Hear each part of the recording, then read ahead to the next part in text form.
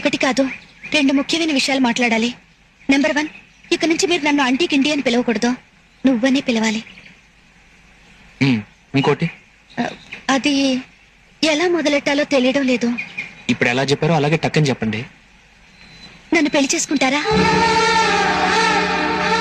నేను నిజంగానే అడుగుతున్నాను. మీరంటే నాకెంతో ఇష్టం, అందుకే మీతో కలిసి జీవితం పంచుకోవాలని నిర్ణయించుకున్నాను.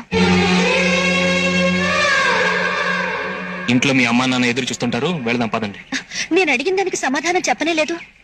జరగని విషయాల గురించి మాట్లాడడం అనవసరం. ఎందుకు జరగదు? చదువుకుని డిగ్రీలు తీసుకున్న మీరెక్కడ, చదువు లేని వేలుముద్రగాడి నేనెక్కడ? మీ చదువుకి తెలివితేటలకు తగ్గ వరుణ్ణి చూసి పెళ్లి చేసుకోండి. చదువు డిగ్రీలను చూసి ఇంపార్టెన్స్ ఇవ్వడానికి ప్రేమ అనేది ఎంప్లాయ్మెంట్ ఎక్స్చేంజ్ కాదండి. అది మనసును చూసి పుడుతుంది. మనసును బట్టి చూస్తే మీరు 1000 మంది డిగ్రీలున్న వాళ్ళకి సమానం.